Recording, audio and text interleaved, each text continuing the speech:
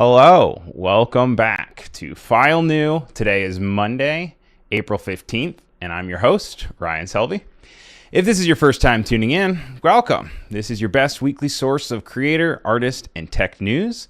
Today's show is for the video nerds, myself included. The National Association of Broadcasters is holding their annual trade show in Las Vegas this week, and we've got you covered with what's been going on so far. It's going on until the 17th, so there will be lots of more updates coming down the line as well. But in that mind, though, there is a lot that already did happen, so we'll let you know what's going on. Of that, RØDE, the microphone company, has some cool new update. RØDE has some new cool updates for creators. The Humane pin had its review embargo lifted, and the $700 AI pin isn't getting great reviews.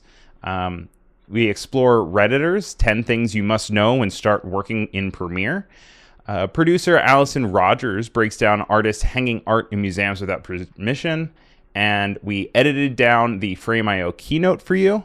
And then, of course, we are remembering artist Faith Ringold, who passed away. There's plenty more and lots to get through, so let's go ahead and hop straight on into the news.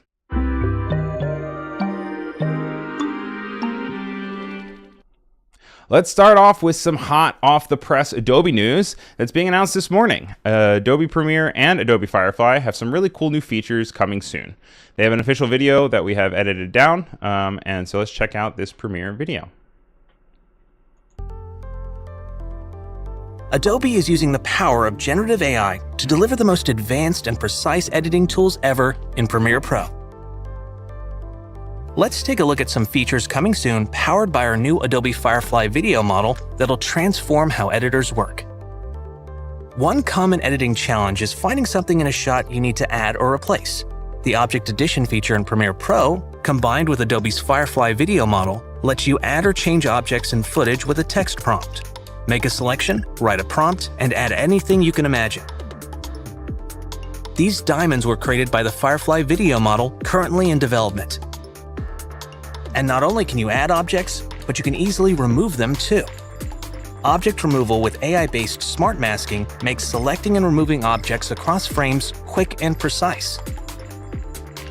Here, this distracting utility box is removed with Firefly. Remove unwanted props, crew or gear, or copyrighted elements like brand logos. And with Premiere Pro, all your edits are non-destructive, so you can always get back to your original footage. When your clip is too short and you want to hold on a shot or a character for an extra beat, Generative Extend intelligently adds frames with Firefly, extending your footage, so you have the exact media you need. Like here, where we extend this shot of the woman a few frames. As we continue to innovate, we're committed to transparency through the use of content credentials. Now coming to Premiere Pro, so you always know whether AI was used in the creation of the media you're viewing. We can't wait to bring these Firefly-powered video editing workflows to Premiere Pro later this year. And there's more. We're excited to share our explorations around giving editors the choice to use models that work best with their footage. Here are some early examples of how third-party generative AI models could look within Premiere Pro, like Pika, powering Generative Extend to make a scene flow better.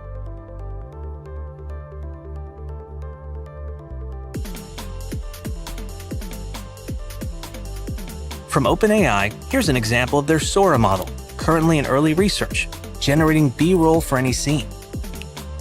Through simple text prompts, Sora creates variations for you to choose from.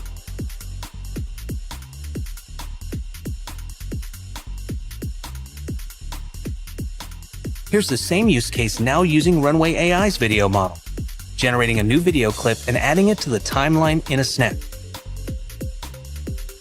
And content credentials coming to Premiere Pro this year will always make transparent whether AI was used and what model was used in the creation of media. To recap, revolutionary features like Object Add, Remove, and Generative Extend, powered by the new Adobe Firefly video model, are coming to Premiere Pro. And we're excited to show early research explorations with our friends at OpenAI, Runway, and Pika, so editors have the freedom to use the best model for their project. It's Adobe Premiere Pro, supercharged by AI. Welcome in, everyone. If you're just joining us, I saw a few people join while we were watching that video. I'm really excited about those updates for Premiere. I'm personally really excited about being able to remove things from the screen that don't need to be there. Previously, there was content-aware fill, but you had to work with it a little bit. You had to mask things out and like have it move. I'm really looking forward to being able to just use generative fill in order to be able to get rid of objects. I know for Photoshop that really changed my life after going from going from content-aware fill to generative fill was this huge leap. And in my video projects, I tend to have stuff that like sometimes you have to get rid of, and I'm really excited about that. And then the other thing is that generative extend is really cool because there's a lot of times where you want to hold on a shot, and maybe I've done things like slowed it down or done like a weird like slow reversal, but in reality, it would be much nicer if it would be able to kind of just like hold it generatively and see how that works. So I haven't had my own hands on it yet. Personally, I'm excited and hoping that I can soon. But what are you guys most excited about? There's a lot in there. There's also third-party applications that you could also integrate. Was there anything that really stood out to you guys? I see that Clever is in the chat saying, wow, we wish I could do motion. Maybe this is your entry point. Maybe this is something where finally you can get real excited and you can start messing around with it. So you guys will have to let me know. But like I said, that just came out this morning. So that's brand new news. Tell your friends and check it out. Speaking of lots of news, though, in the video world, and today is very video heavy, the world's tiniest broadcast camera debuted at NAB, and it was announced by German manufacturer Proton Camera Innovations. It's reported on by Omri Karen Lapido at CineD, and it said it's small enough to be worn, it can fit on your thumb, and according to CineD, it says, while details are scarce, the first product images imply a ribbed body for thermal management, 2 cords, probably for power and data transfer, and 2 indication lights on the front and back. The lens should provide around 120-degree field of view. It'll be really interesting to see because up until this point, you always had to sacrifice quality if you wanted to have a smaller size, but as technology advances, we'll have to see if this one actually holds up to the claims that's saying it is the smallest broadcast-ready camera, which is a big claim if that is the case, and if it's this big. As you can see, it's right next to a pair of dice or a pair of die in this picture. So people are waiting to get their hands on it, waiting to see more announcements, but that's all at NAB this week. Speaking of NAB, RØDE microphones revealed 3 new products, and this time is aimed at specifically content creators. This is from Mark Sparrow from Forbes, and the first thing is the Interviewer Pro. It's this microphone that is broadcast quality wireless handheld microphone, and it's equipped with RØDE's gain assist technology. It uses AI to automatically adjust and control your audio levels so you don't have to worry about it. And it also has an onboard recording to avoid audio clipping and can record up to 40 hours of audio on device. It goes on sale in early May for $249. They also announced the phone cage, which is made from aluminum and has 33 mounting threads and 5 cold show slots. It connects via a MagSafe connector on the back with a magnet. You can see that it's going around the phone, so that white isn't empty part of the phone. You can see the iPhone 15 is smaller and magnetically attached, and then it kind of goes around. The cage gives it a really easy grip to film with, and it'll be available later this month for $120. But maybe you don't want all of that and you just want like a magnetic mount. That's the third thing that they announced, and it's a magnetic mount for microphones, lights, and other accessories. It's available later this month for $80, and I love my MagSafe stuff. I have my phone right here. It's on a MagSafe stand that you can just go and you can click it on and off. Definitely recommend anything that you can have that is MagSafe. I'm really excited to see more accessories that are doing MagSafe, and I'm looking forward to seeing if maybe I can get my hands on one of these things. Do you guys think that you'll get any of this new RØDE stuff? I don't know. We'll have to see. Also at NB, Verizon announced that they're partnering with the NHL and Amazon Web Services to launch cloud broadcasting over 5G. There's a demo at NAB, and it delivers an ultra-low latency experience to 5G devices.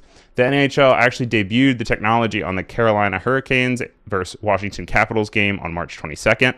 And according to the Verizon website, This technology enabled the NHL to broadcast the game through AWS Elemental Media Connect, a high-quality transport service for live video, giving the league the scale to maximize centralized production crews in the league's offices and production headquarters.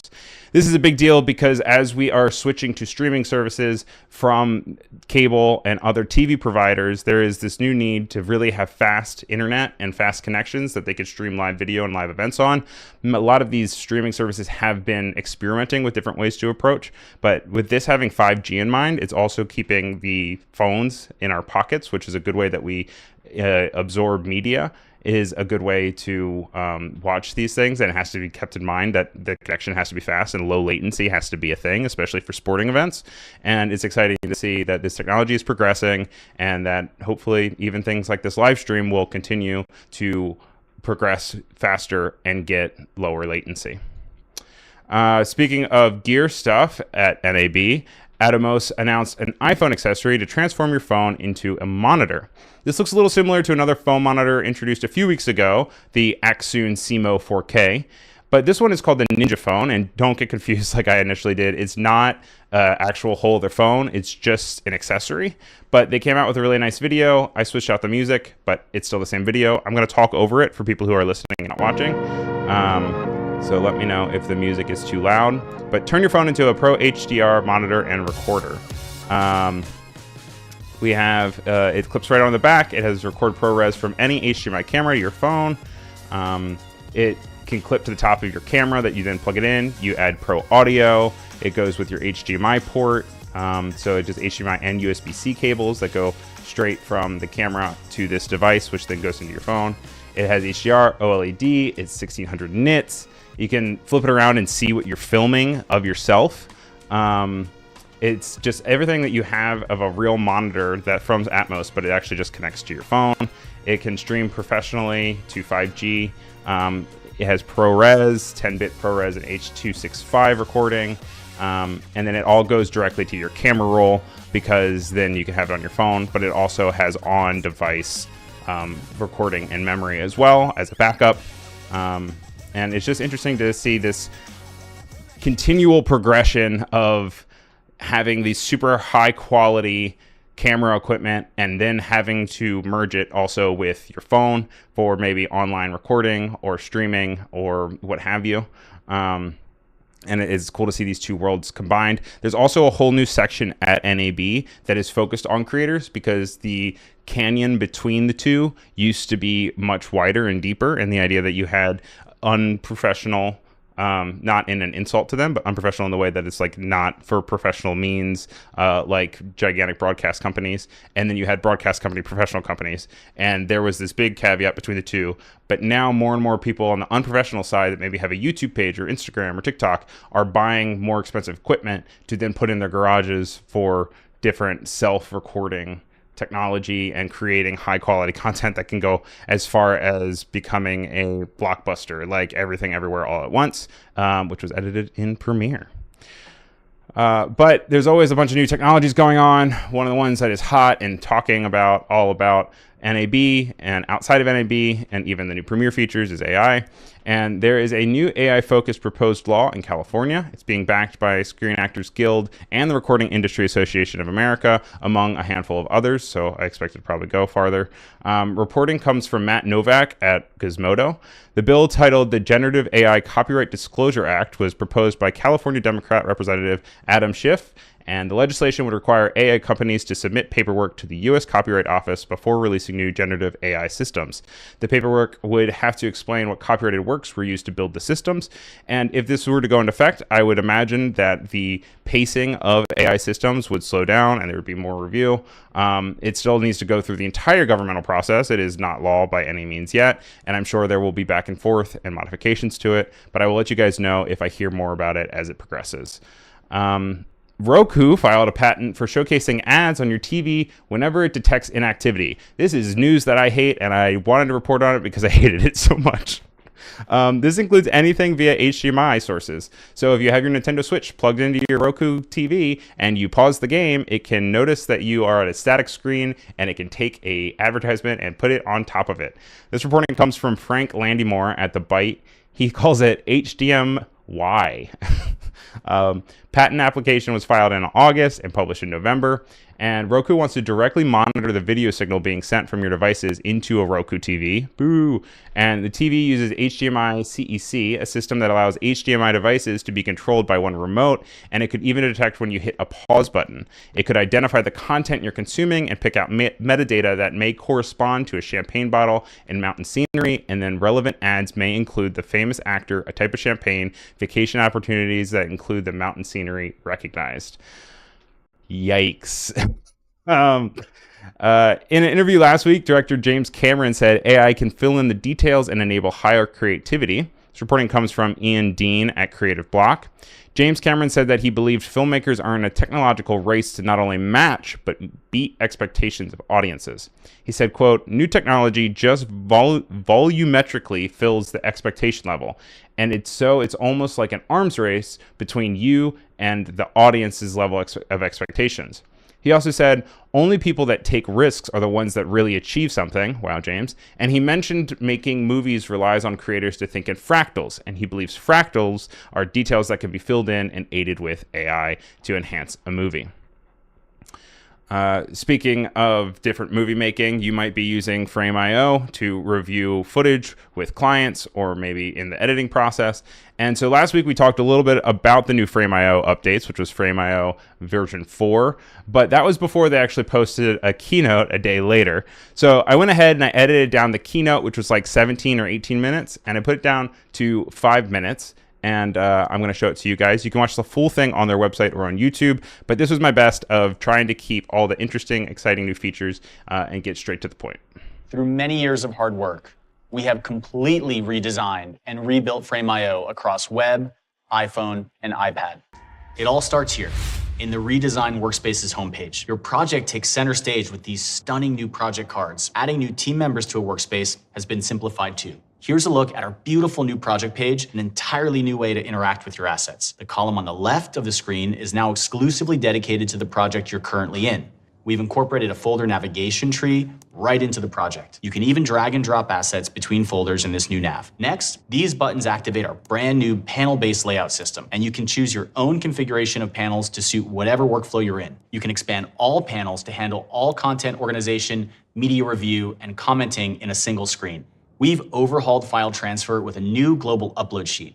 You can now monitor batch uploads across your account from one central place. Our viewer has evolved to become more versatile and beautiful, now supporting a broader array of creative media, Adobe formats, Word docs, spreadsheets, and presentations, in addition, of course, to your standard videos, images, and audio. Commenting in Frame.io has never been more precise with our new anchor-based commenting system. You can now drop a comment directly on an asset at any moment in time, so there's never any ambiguity about the feedback you're giving. The commenting overhaul also includes comment attachments, expressive emoji reactions, and for filtering, sorting, and exporting. The most transformative update to V4 is our all-new metadata framework. The most requested feature we've ever received was for custom statuses. But why stop at custom statuses? With the new Frame.io metadata, you have the power to create your own custom fields to track any type of meaningful data directly alongside your asset. What does this flexibility look like in the real-world scenario? It's important to know the status of all the work that's coming together, but our out-of-the-box status doesn't really map to the way you think about your team's post-production. You can now take the same status field you already know and love and add your own custom labels, making sure it matches with the exact terminology that your team uses to track work. You might need to track when each asset is due for delivery, who's responsible for delivering it. That information can now live directly on the asset itself, and you can apply this to any workflow that you can dream up. Think about a casting process and being able to easily track an actor's name, role, and rating, all as metadata on their audition tape. Or consider a dailies workflow, where it's most useful to sift through the day's content by shoot day, scene, and take. Having all this metadata is one thing, but actually using it to power workflows is another. That's where collections come in. Collections are a flexible view of your assets that allow you to dynamically filter, group, and sort your media using metadata. If you add a piece of metadata to an asset and it now meets the criteria of the configured collection, it shows up immediately. And of course, you can share these collections. As new clips come in and are tagged, both collections will be updated automatically. The director will see the select takes, and the producers will see everything. Simply select the items you want to share and get taken directly to our new Share Builder, where every element about your share is customizable. You have expanded branding options to give your share links a personal touch. You can set a custom background image, add a logo, and bring it to life with your company's colors. In our new sharing panel, all of the familiar share settings like password protection, expiration, and download permissions are easily accessible and can be toggled on or off. Our Pro plan will remain simple, and our Team plan will offer 4 unique roles, giving you more control to determine who can do what. Crucially, roles are not tied to the user. You can invite the same user to different projects, each with their own unique role. We'll be offering more granular access controls by allowing folder and subfolder level invites, all of which will be rolling out later this year. And everything I've shown you is available on our award-winning mobile apps for iPhone and iPad. It encourages even the busiest executives to provide feedback no matter where they are. It's not just a simple copy and paste from the web. You can see the new Workspaces page with the beautiful new project cards, and a project page with all the same asset configuration controls as our web app, where you can now quickly swipe between assets for a lightning fast browsing experience. Annotations are now better than ever on mobile with our new full screen drawing tool, allowing you to draw with detail and dexterity. All of our most powerful new metadata features are also available on iPhone and iPad. And when you're ready to share, you now have the full Share Builder in the palm of your hand. To get version 4 out to you as soon as we can, we're going to be rolling it out in stages throughout 2024. Starting today, version 4 is available in beta to eligible Pro plan customers across web, iPhone, and iPad. Thank you for joining us. We can't wait to hear your feedback. You guys are trolls. You guys are absolute trolls. While that video is playing, in case for anyone who's listening, this is the podcast. This is available as a podcast. We'll get into that in just a little bit. But if anyone's listening to this as a podcast or a replay and you can't see the Behance chat, I just want to let you guys know that the entire time that was going, the entire chat was going off over the idea that he wasn't moving his hand while he was sitting at the desk. And Peter said that the mouse battery is probably dead. I even saw someone said that his arm was nailed to the desk. You guys are so rude.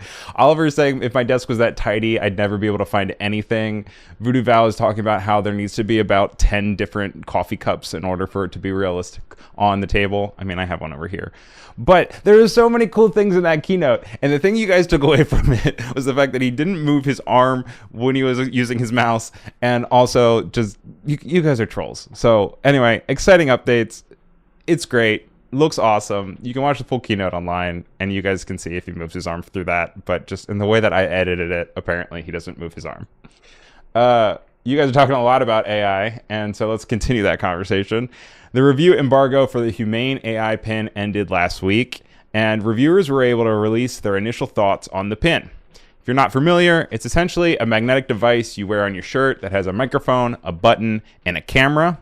It's not always on, so you have to activate it, which is nice because it has privacy in mind. It also has like these privacy light indicators. That way people can understand when you are recording something or when you're capturing something, which I think is a big part of what people don't like about wearables, is the idea that like when you have the glasses on and there's cameras or anything that's going on where recording is happening in a public space, we've grown more comfortable with it as a society, but there still is this real uncomfortableness of like, don't film me, don't put me on anything. So this new AI pin takes that and puts it into mind. So that's a thumbs up. As that is said, though, when you tap it, you can access the microphone for voice commands. You can use the camera to take pictures, videos, or ask queries about what's in front of you. So some examples are like, what bridge is this? And like looking at it, and it will look at it and then go through a bunch of different models that it has, including like OpenAI and Wolfram Alpha. And it will hypothetically tell you what bridge you're looking at. Or later this year, they're saying that you can hold up a snack and say, like, does this snack have gluten in it? And it should be able to tell you. It doesn't have a screen, so it's supposed to kind of distance you from your screen, but instead it has this laser projector that you have that projects onto your hand that you can then control it, that is within the device. And needless to say, it hasn't been very reliable, and the reviews are not hot. David Pierce from The Verge voiced his frustrations with the device, but he did say that it was interesting to see the idea of AI technology and AI gadgets actually becoming something that he could see us using in the future. he said that it sold him on that idea, but right now it's not ready where it's at. Like, time after time when he tries to do things, it's just not working. And for $700, it really needs to work. He did mention, though, that we pull out our phones so much for simple tasks. And while you have to pull it out, you unlock your phone, you go to an app, you search that thing for the app, you get it, and then that is like 5 steps. Whereas with this happens, you can just tap it and you can have it search for you. The thing is, it's not reliable enough for that situation. Marquez Brown Lee from Waveform also reported it was the worst product I've ever reviewed ... for now. And he reamed the device for not being as strong as your iPhone or your other device. To that point of taking your phone out and doing things, he still said it was faster because the processing took so long that he could ask it and then pull out his phone, take a picture of it, use Google Lens, identify it, and see what it was before it responded. That said, he said when he was driving and he was wearing it, it was really cool because he was able to just tap it and give himself a reminder that then was annotated and turned into a note that he could then later be reminded about. So there are things that all of these reviewers are agreeing that this is a cool step forward, but it's just not ready where it's at. Apurva in the Behance says, I'm wondering if it can identify cats. Hypothetically, yes. That is supposed to be something that it could help for, maybe like a breed or something. Allison Rogers in the chat, hi. Musari in YouTube is saying an expensive gimmick. It'll be interesting to see. I think it's a gimmick now, but personally, I think that within 10 years, like, we'll all be wearing these things like Star Trek. Maybe not this brand, maybe not in this exact form, but I think that this is a sign of the future. And that's actually what Marquez Brown Lee said. He said it is a victim of its future ambition, and it's just not ready yet. And then in one more sad kind of piece of news for the week, Faith Ringold, the Harlem-born American painter, has died at the age of 93. Although I will say 2 thumbs up to making it to your 90s, like, lived a great life. Faith was known for her vibrant and detailed quilts and paintings. She was at the forefront of activism for Black female artists in particular, and she paved the way for countless of other artists in her 7 decades of experience. She combined the art of quilting, painting, and storytelling all into one medium, and reporting from Andrew Ruseth at Art News says her most famous artwork was the 1988 piece Tar Beach, which is over my shoulder, which tells the story of an 8-year-old girl, Cassie Louise Lightfoot, who flies from her roof of her Manhattan apartment building into the night sky. It was so successful, it later became a children's book in 1991, but Faith will always be remembered for her unflinching perspective and voice of race relations and politics in America, her focus on inclusion and proper representation in the art world and the country, and as she grew older, it became more and more inclusive of not only just Black female artists, but inclusivity across the entire board for anyone who wants to be involved in the art world. She made a great impact, and she will surely be missed. And that is the news headlines that we have for today so far. We have plenty of more content, so please don't leave. But I do want to just take a moment real quick to remind you guys that File New is a podcast. You can find it anywhere you listen to podcasts, whether it's Spotify or Apple or YouTube. Just search for the File New Show, and you should be able to find it. But let's be a little bit more resourceful for you guys and hop into resources.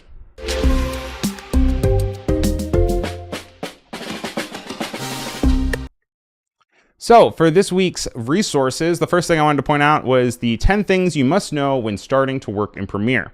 This was on the Premiere subreddit, which is the Premiere subreddit. User OK Internet 2019 prompted users to respond with the 10 things they should know about Premiere as they hop into video editing. It's a trove of tips and tricks, and the top answer comes from Dippity-Doo2.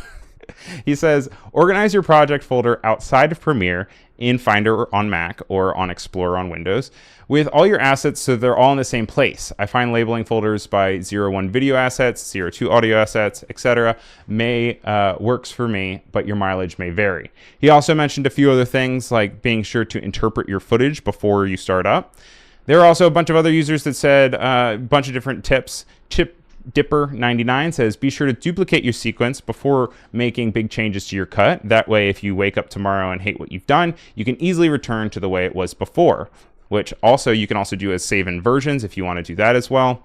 I'm actually going to go ahead and I'm going to share my own screen, and we're going to get a little sneak peek of Allie's section that we're going to have in just a few minutes. But I thought it'd be a good time to maybe even showcase a few of the different things that are available in this Reddit walkthrough. One of the things that Casper785 mentioned was the slip and slide tool, which you can find over here right next to your other tools. You can also get it by pressing Y or by pressing U. And what happens here is when you click, your source monitor will change and it will show you two different clips here. So we're here on V1 and you can see that right here and right here we have different cuts of alley. By using this tool, slip tool, we can move around the intro and outro parts of the clip itself without affecting the first clip and the end clip. By contrary, if you want to do the other way around, you can use the slide tool, which will then move the selected clip and extend the before and after. That way you can keep your footage before and after in at least the same place and move around, and it will extend the clip to the parts where it was going to be extending anyway and back before. Another really good tip was this match in frame and reverse match frame. So if you are in your editing workflow and you find a frame that you wish you had the source to, all you do is you press the F key and it'll open up your program, your source monitor, and it will show you exactly where it is in the source that you have. You can see that we made this a really big piece, and so this is actually what's being referenced here. Alternatively, if I have something in my source monitor that I know for a fact is in my composition and I want to see what it is, you can hit Control R, and it will move it to where you are, or maybe Shift R, and it will move it to where it is. So I'm going to go here, press Shift R, and we can see that it matches and shows me in my composition where it's at. The entire subreddit thread is filled with lots of really good tips and tricks for your Premiere workflow. There is always something more to learn when it comes to Premiere, at least in my experience. So I would definitely suggest going in and just seeing if there's anything that, you haven't learned yet. And maybe, it can speed something up and turn something into one click when you have 5 clicks before. There were definitely some things about ripple editing, among others, that I think is really good. And no matter who you are, I think you can learn something from the thread. And then one of the resources that we have for you guys today is from this really great site, No Film School, that I recently have just started reading. And it's a fantastic resource to anyone who is approaching video editing or is just interested in movies in general. Not only will it give you updates in the industry, but it will also regularly break down industry knowledge from beginner to expert. This week I wanted to highlight one of their articles by Jason Hellerman, and it goes through 50 plus camera angles to know. Each is provided with visual aid in the form of a diagram or video to showcase, and it helps you use the correct lingo when articulating the shot you're looking for or when you're talking about equipment. So check it out. No Film School. I'll have the links in the description after the show. I have them set up. I haven't put them in yet, but it is very cool, very knowledgeable, very helpful, and I definitely suggest checking it out. All right, that's the resources we had for this week. Let's hop into the ticket booth.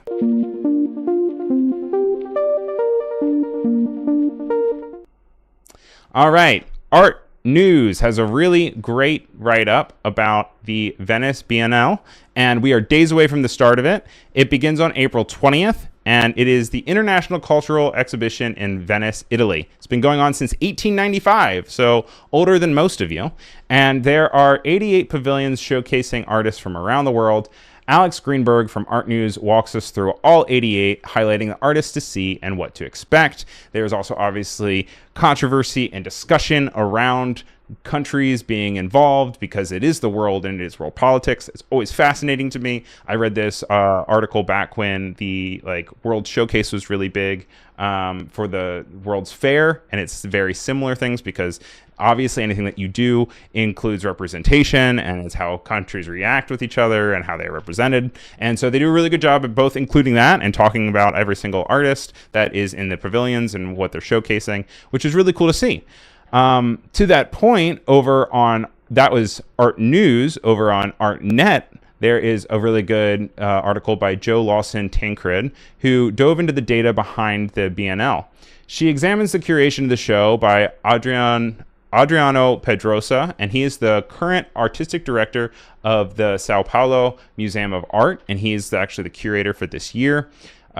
He has dubbed the theme Foreigners Everywhere, and this will be the largest Biennale ever with 331 artists. There were 213 in 2022 and only 83 in 2019. So that's over 100, some more than last time. So it's definitely a lot bigger. The ArtNet article goes into great detail about the increased representation in this year's show. Western countries only represent about a quarter of the artists this year. In 2019, over half of the artists were New York born. And Adriana also focused on including artists of all age and even included those who have died. If this year is any indication of where it's going in the future, we can expect more representation and a more global view, which I think is always a really great look because art comes from all over the world and it's great to see it. But all this exhibition talk is getting me thinking about art, and Ali has some really great thoughts on the matter. So let's go ahead and hop on to...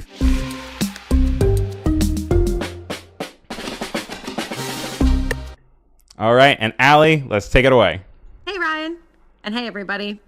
So, this is just my day job. At night, I draw, I paint, I work on my art. And so I'm hijacking the show today to display my real passion. I call this piece Original Sin. Take it in. I was inspired to put my art out here on the show, hijacking this virtual gallery wall because of a brave museum worker artist in Germany who had the audacity to sneak his art onto the walls of the museum where he worked. The man, a 51-year-old and my personal hero, worked as a technician at Munich's Pinothek de Modern, one of the largest modern and contemporary art museums in Europe. Also, sorry for butchering that. Clearly, I need to get back into Duolingo. While the story just came out this past week, this incident actually occurred in February. It was then that he hung his painting in the modern art collection before the museum opened while he was helping to install an exhibition. The museum claims their supervisors noticed the misfit painting quickly, but left it in place until the end of the day. I guess they didn't want to explain to museum goers why they were taking it down.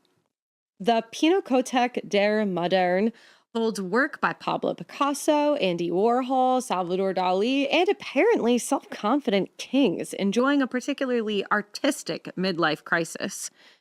Sadly, not only was the painting removed, but the artist was fired and banned from the museum. According to Süddeutsche Zeitung, the man believed it would be his artistic breakthrough. It sounds like a Pixar movie.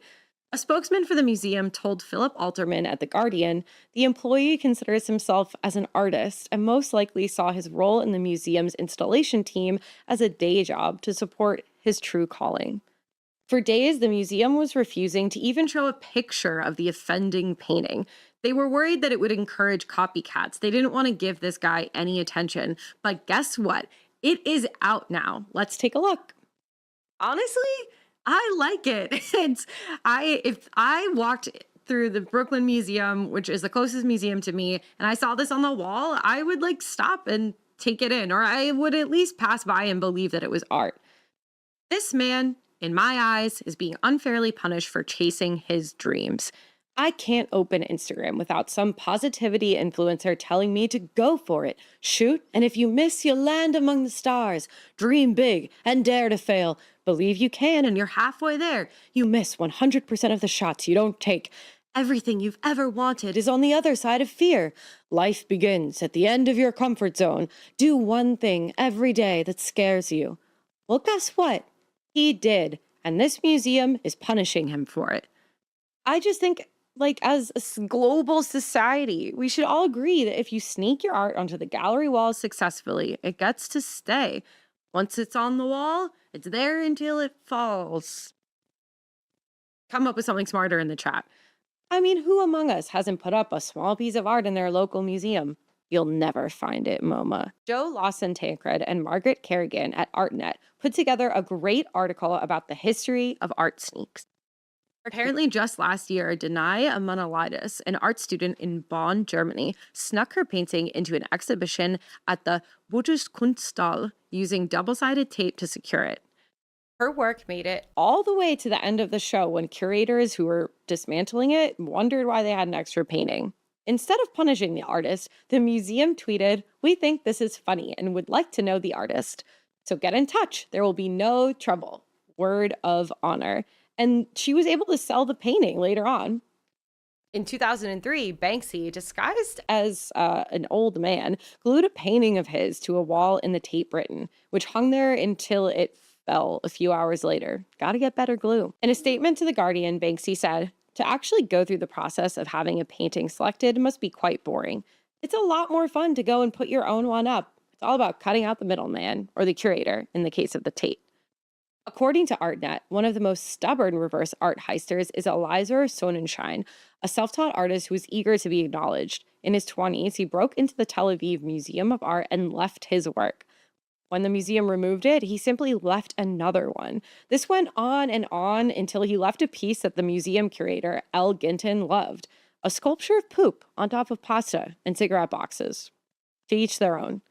One of the reasons why Sonnenschein took this radical action, he was frustrated by how much being an artist wasn't about art, but was about where you've been to school and like who you know. You go to a gallery or curator and it's a job interview. First question probably is, where did you learn? Not what did you do, he said at the time. These acts of guerrilla artists are really fun because they basically make themselves the curator and the artist all in one. They anoint their own work as worthy instead of waiting for someone else to do it. It's kind of the ultimate act of, self-love.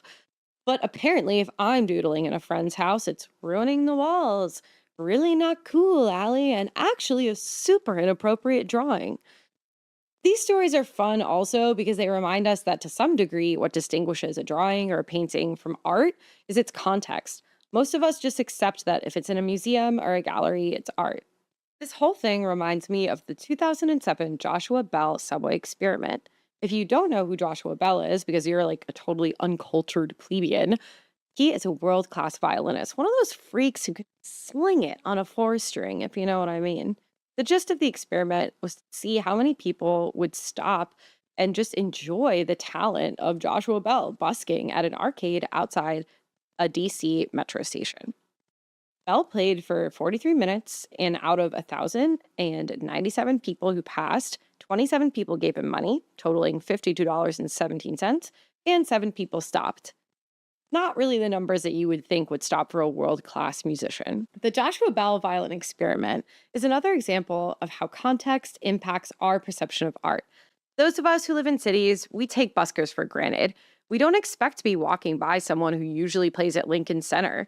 And we don't necessarily take their music as seriously because we assume they're artists just trying to make a buck, or maybe they're just starting out. Joshua's stunt reminds us the talent can be anywhere. We should pause to appreciate art whenever we can. At least that's what I take away from it. Ultimately, I think more artists should be hanging renegade art in museums. As long as they don't damage other artwork, it's fun. I will always, always support pranks of whimsy and artistic stunts. They keep us young. And Ryan, you better not ever remove my art, my beautiful oil pastel drawing, Original Sin, from this show. Okay, erase me, Ryan, erase me! Now, I will say I do have Allie's drawing in the scanner right over here. It's for sale if anyone wants to buy it. Starting price is $5,000, and that's a steal. That's a deal. It was focused on it was featured on Adobe Live. So get in contact if you want to.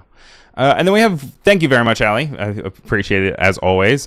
Great breakdown. Also, never be in charge of curating museums because it would just be chaos. You'd walk in, people would be just nailing things to the wall all over. Oliver's in the chat saying that when you're an adult and you try to draw on the wall, it's suddenly vandalism. Once again, if Allie wants to come over and clean my walls, she's more than welcome. Also, welcome into the chat, Mustafa and Musardi. Thank you for being over here and YouTube. I am juggling both chats, which is on Behance and on YouTube. So if you hear me talk to someone in chat and you don't see it, it's because it's on the other site. But it's great to have you guys both here. We only have a few more minutes left, but I do want to spend some time on one other thought. And Daniel Paris's newsletter, Stat Significant, is a free weekly newsletter featuring data-centric essays about culture, economics, sports, statistics, and more. In his words, each week he attempts to answer big, thorny questions about data, big, thorny questions using data analytics. In last week's newsletter, Daniel tries to answer the question, when do we stop finding new music? and I was inspired by this, and I was also depressed.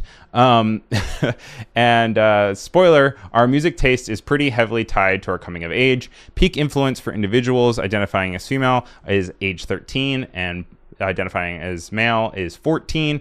Daniel also mentions that 33 is the tipping point for sonic stagnation, which I am rapidly getting closer to. From 30 onward, we listen to more music outside the mainstream and sample fewer artists during streaming sessions. The average lifespan of an American at the time of broadcasting is 76.33 years, and that's over 43 years of sonic stagnation. I'm wondering, though, how much this just relates to music and what also relates to art and entertainment. It is something that I think is very true, and I see happen with a lot of people, and I don't want it to happen to me because I like to listen to new music and I like to constantly hear new sounds and new approaches. But it's crazy to see how much there is suddenly a drop off when you're in your 30s. Obviously, life changes in your 30s, but I think there's so much more life to live after that, and I hope that everyone is still expanding their horizons. We can't play music on the show, otherwise I would show you guys new songs every single week. But it's just, what do you guys think? Do you listen to new music? Do you feel like you are musically stagnant? Sound off in the chat and let us know. Then let's go ahead and hype on hinda hyperlinks.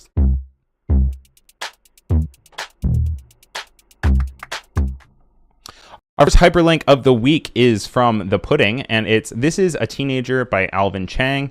This is a really interesting visual site I wanted to bring up. It is this really cool article about the studying of teenagers from 1997 until now. And so this one just starts breaking it down by one individual who is Alex. And as you kind of continue to read it and you scroll down the page, this is me actively scrolling, it then starts to introduce all of the other students and kids in the study. And then as you scroll, these little characters run around and visualize different data points that they have based off of this study. So you can see parenting style up here. Let me hide the hyperlink little logo here. It says parenting style. It has parents involved, one parent uninvolved, two parents uninvolved, or no data. And it shows you the different types. Then they all run around again, and it shows more. And just, it has really cool way of making this otherwise kind of just chart information super interesting. It then starts splitting them up even more so. And you can watch it as a video if you don't want to scroll. But as you scroll, you can see it like moves across the bottom and has average ages happening, and adds different statistics. I think it's just a really intriguing and exciting way to build a website, because you could easily just switch the color of these. But the fact that they run around and they all have different profiles, I think is really exciting, and also gives you a better idea of the fact that they're all humans. And it says, woohoo, high school's over, and they all like party into a little thing, and then they kind of split up again, and it's a really cool way of visualizing data. You know, we're always experimenting new ways to play with the internet, and I think this one was really strong. This is pudding.cool/2024/03/teenagers, and you can check it out. Next in our hyperlinks, we have a cool map creator, and this is called Pam Pam. And it helps you make and share maps online, and you can do it for a multitude of different reasons, but like, let's check out the one they have for New York City. It has really fun sound effects, really fun icons. You can click through and it has links and different things that information, address, and details you can have. You can make your own, you can copy the ones that they have. And I also just love the animation style of it all. The website's great. The service is free. You can share different stuff with different people. You know, you can go around the globe. You can look at different little highlights. Has different icons for stuff. And I just, yeah, it's that type of interactivity that you don't really see a lot with maps. You can make a Google Maps, but it's just not the same. And this is free, and it's pampam.city.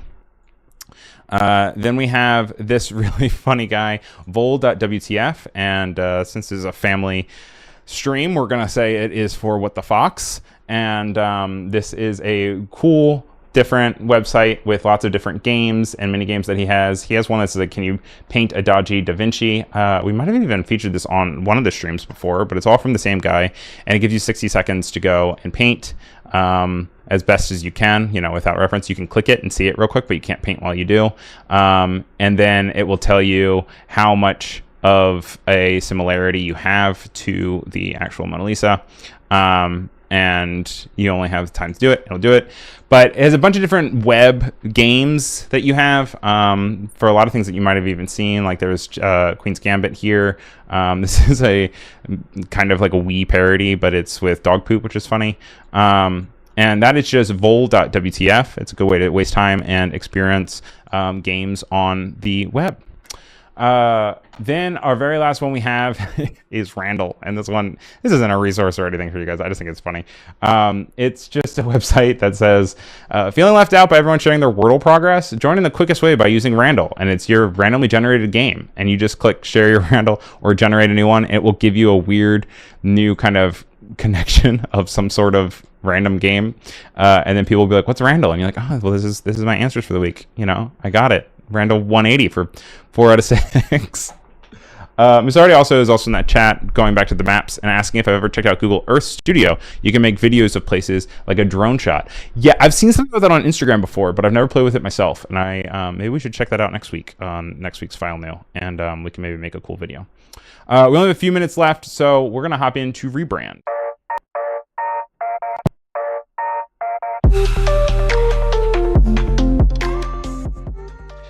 Well, I accidentally hit Spotlight, and so we're going to go into Spotlight instead.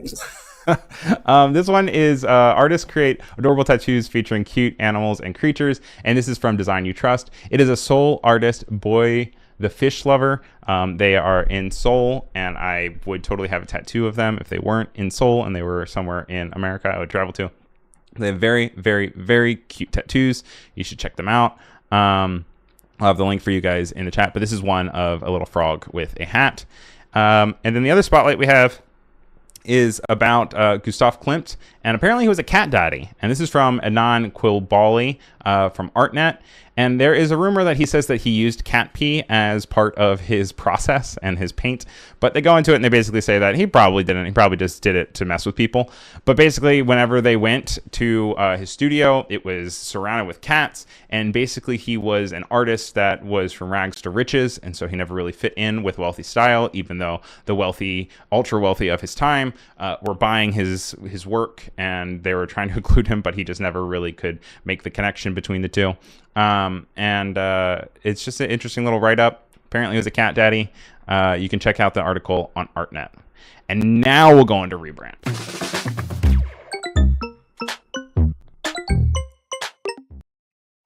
So you've heard of the color of the year, but have you heard of the loneliest color of the year? Sherwin-Williams, the paint creator, announced their least tinted paint that they still believe merits attention. This comes from Rudy Sanchez at the Die Line, and it is the first of Sherwin-Williams' approach to the loneliest colors, and it is SW6698, or Kingdom Gold. It looks like this. And they enlisted fashion designer Dapper Dan as the loneliest color creative director. They created a line of wearable art inspired by Kingdom Gold, which will get auctioned off to benefit Habitat for Humanity. It includes jackets, soccer kits, sneakers, vests, and bucket hats. I can kind of understand it. I would never really see a wall that looks like this. I do think, though, that it is interesting to see how we kind of fall into this constant same color of everything vibe. And it is exciting when people try new colors and try things that are maybe a little bit off the beaten path. I will not be buying this color anytime soon, but I do think that it's also a very interesting brand activation in order to be like, this is the thing that sells the worst. Here it is. Which, I mean, I guess is kind of what you need to do in selling anything, is to sell more of the thing that you're not selling a lot of. But it is a fun activation, and it's creative, and I tip my hat to that. But that's all the news that we have for today and all the time that we have for today. That said, we are going to be continuing to roll off of the same stream. So don't go anywhere if you're watching. We will be back again next week. That said, if you are watching and you don't have time, don't catch a live stream, please check us out as a podcast. We're available on Spotify, on Apple iTunes. We're on YouTube, you name it. Just look up The File New Show.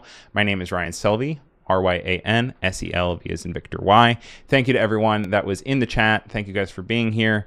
Thank you to Africa, Umacorn, Oliver, Barbara, Clever, Jack, Jeff, Kane, Katarina, Catherine, Keys, Lane, Patrick, Peter, Robert, Sean, Umacorn, and Voodoo Val. Also, thank you to everyone over on YouTube as well, like Musarati and Mustafa. Thank you, Allison Rogers, of course, for showing up and being here for our thing. And then, of course, Voodoo Val, awesome moderation. Love having you here. But we will be right back. Like I said, don't go anywhere. And then also, I will get this episode up for you guys real soon on the podcast because it will probably be a different event because this one is tied with another one. But you get my point. Anyway, thanks for watching. Thanks for being here. I'll see you all next week.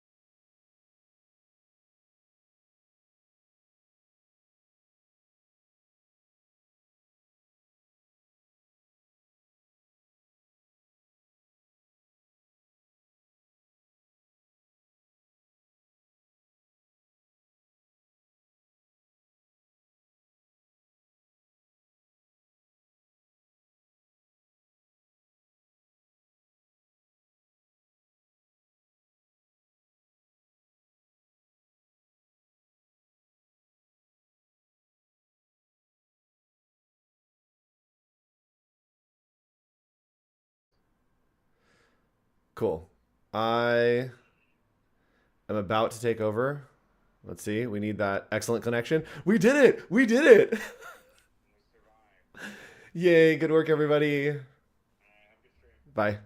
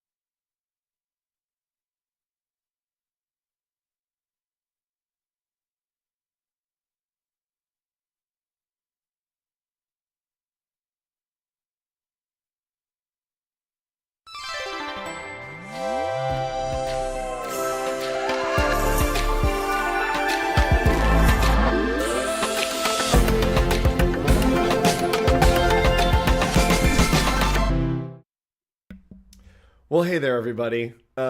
You got a little preview of the behind the scenes there. We got a little hot mic action. We were passing off the stream from our friend Ryan Selvy, who just finished up File New Show, which hopefully was great. Hopefully you learned a lot from that. But I do want to go directly into a very special announcement that we have today that is going on here on Adobe Live and really across the Adobe channels. If you've seen it on social media, there is a very special update, and that is that Adobe is bringing generative AI to video editing workflows within Adobe Premiere Pro. Pretty cool stuff. So let me know where you're watching from, and let's take a look at this really cool video that gives us a little peek into what is on the way. Adobe is using the power of generative AI to deliver the most advanced and precise editing tools ever in Premiere Pro.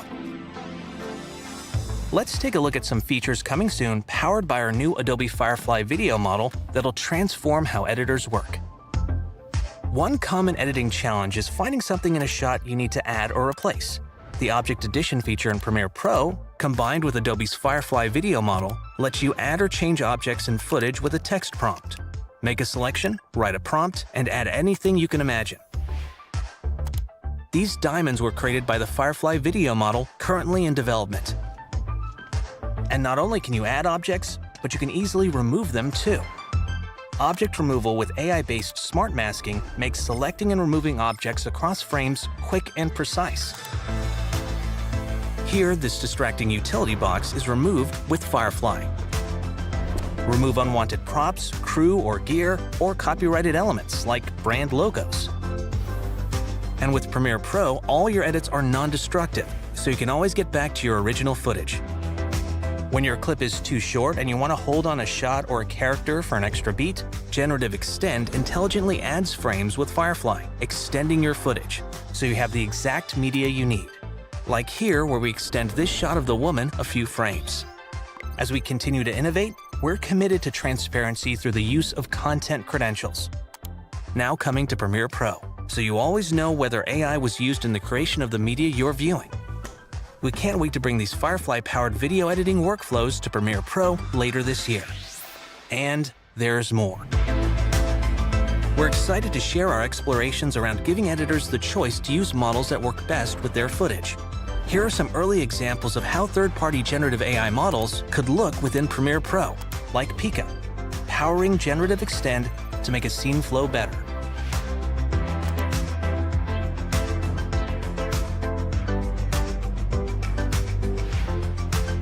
From OpenAI, here's an example of their Sora model, currently in early research, generating B-roll for any scene. Through simple text prompts, Sora creates variations for you to choose from.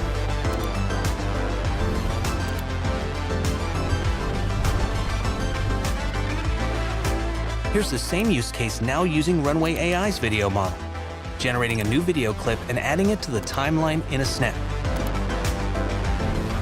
And content credentials coming to Premiere Pro this year will always make transparent whether AI was used and what model was used in the creation of media.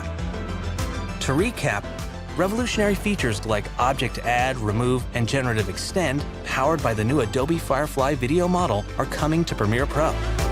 And we're excited to show early research explorations with our friends at OpenAI, Runway, and Pika, so editors have the freedom to use the best model for their project. It's Adobe Premiere Pro, supercharged by AI. I don't know, pretty cool, right? So there is a big announcement. If you want to, you can go check it out over on the Adobe YouTube channel, Generative AI in Premiere Pro, powered by Adobe Firefly. We have those really great new features that are on the way. Generative Extend, like you just saw, and Generative Extend is going to add frames to your clip. And how many times have you been editing that you hit a zone where you need an extra second or an extra half a second just to make a cut to hit a right beat?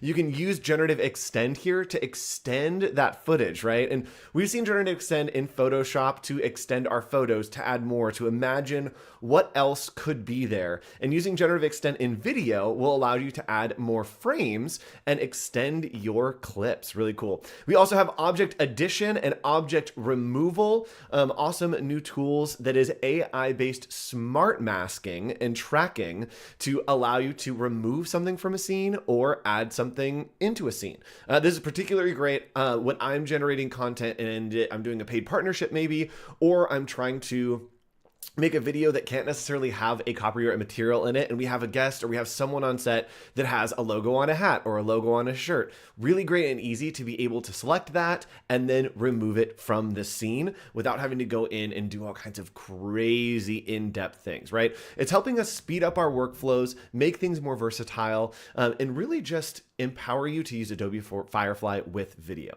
The next one is generative B-roll. Really, really cool. It is allowing you to generate B-roll to go over some of your clips. If you are doing a talking head video, and maybe you're using one of the tools where it cuts down your video automatically, right? If you haven't used that in Premiere Pro, really, really powerful tool to be able to cut down things automatically.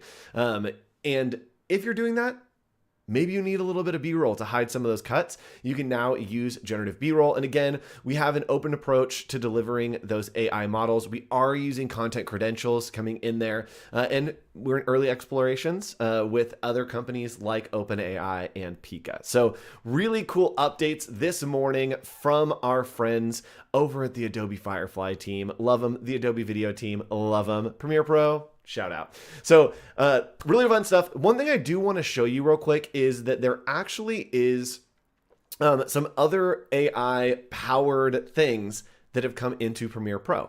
So we have some audio effects, and these audio effects have really been in other places before. So what I'm going to do is I'm going to hop over into Premiere Pro real quick, and we're going to be a little bit all over the place during this stream, which is going to be fun and is going to be fine. We're going to love it. It's going to be great. But what we can do is you actually can do voiceover in Premiere Pro and use a feature that is going to auto tag our sound effects, auto tag our audio, and going to allow us to clean up that audio. So let's go ahead and hop over into Premiere Pro real quick. So we're here in Premiere Pro, and let's talk about some of the features that are here that maybe you haven't used, that you want to give a try to. So all we need to do is I have this image, or I have this video right here, and let's say that I wanted to record a voiceover. In chat, my audio is going to go really bad for just a second because I want you to see and understand how this can work. And let's go ahead and just hop into the workflow. What we're going to do is we are going to go down here to our voiceover record, and I'm going to make sure that my settings are set to my bad mic. So let's imagine that we are recording with our phone. This is going to be recording from the camera, here we go. You know what? Let's look behind the scenes. This is the mic that I'm using. This is a really nice podcasting mic and gives you nice clear audio. So it gives you nice clear audio, but the camera up there, not so much. So what I'm going to do is I'm going to record my voiceover using this bad camera so that you can hear what it sounds like. So I'm going to turn on my desktop audio and let's see what this sounds like. Here we go. Record a voiceover.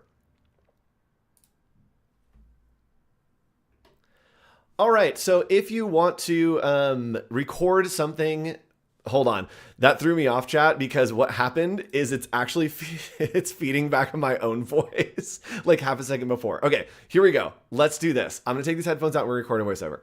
All right, so we're gonna record a voiceover using the bad mic that is on my camera just so you can hear how echoey and bad this audio is. So here we go, let's do it.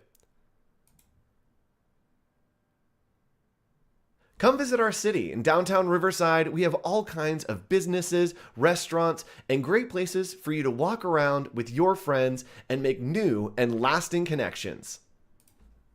All right, so hopefully you could hear that, and it didn't sound great. So what I'm going to do is I'm going to turn back on my desktop audio so we can hear the playback here and hear what this actually sounds like. So chat, here is what this sounds like recorded with my bad mic audio.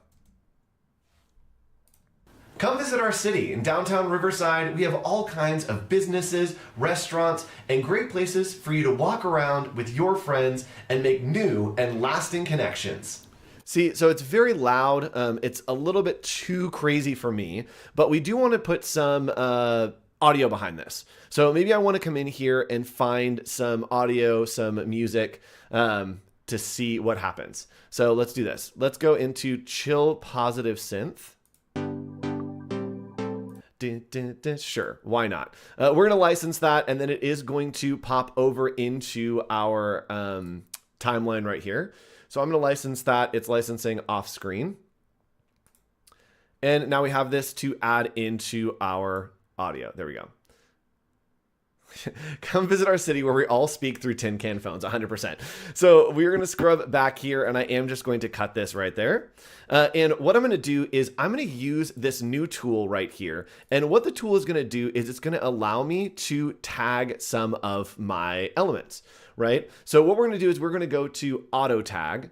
And this is going to allow me to automatically tag what is happening in my timeline. So I'm going to click on auto tag, and it has tagged this as audio. You can see here that it is tagged as dialogue. If I select this one, I'm going to auto tag it, and it has detected that it is music. So it will auto tag and detect what that clip is so that we can work with it, so that we can change the audio types. But the real thing that I want to show you here is the new Enhance button. If you haven't used this really great tool, let's give one more listen to our audio to see what it sounds like out of the terrible mic that I used. Really bad. Here we go. Come visit our city in downtown Riverside. We have all kinds of businesses, restaurants. Bad audio, right? So all we need to do is we're going to select this clip, and with one click, we're going to take that back real quick. All we need to do is we are going to select this clip, and with one click, we can use the Enhance Speech button right over here to just hit Enhance. And it's going to initialize, it's going to analyze that clip. You can see it's enhancing speech. And now with that one click, I'm going to come back here and let's take a listen to my new professional audio. Come visit our city in downtown Riverside. We have all kinds of businesses, restaurants, and great places for you to walk around with your friends and make new and lasting connections. Right? Sounds a lot better. Hold on. Wait for it. Before, come visit our city in downtown Riverside. Terrible. And we click that Enhance button, and suddenly we have all kinds of businesses, restaurants, and great places for you to walk. Pretty great. So I probably need to take the audio levels up a little bit, and let's do one more before and after, and then we can hop into some other fun that we're going to be working on during the stream. All right. So here's the before using the Enhanced Speech with my tin can microphone. Come visit our city in downtown Riverside. We have all kinds of businesses. It's so loud and terrible, but I do want to show you how good it can get. So then we're going to go and hit the Enhance button. It is going to enhance that with one click, and we are going to play. Come visit our city in downtown Riverside. We have all kinds of businesses, restaurants, and great places for you to walk around with your... So great. So if you wanted to, you can change the mix amount. So we can go all the way to 10 to change the mix amount, and it's going to really enhance that speech. Come visit our city in downtown Riverside. We have all kinds of businesses, restaurants, and great places for you to walk around with your friends and make new and lasting connections.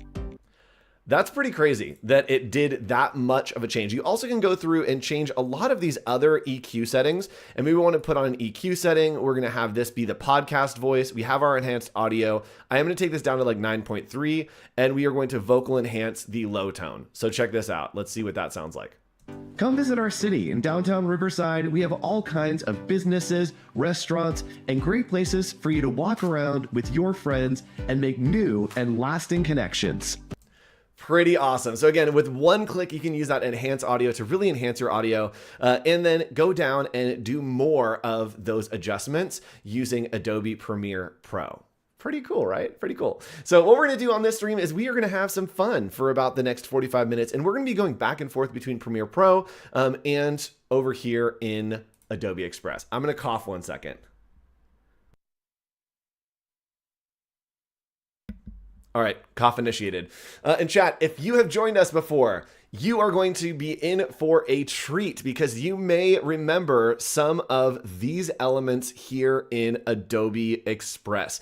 We've been working on this story for quite a few years, almost a year. It has been 6 months since our last stream, and it is back. This is going to allow you to engage with me, to have some fun. And someone says, wow, I've never seen Andrew using Premiere. Yes, I do video. I don't do video very often.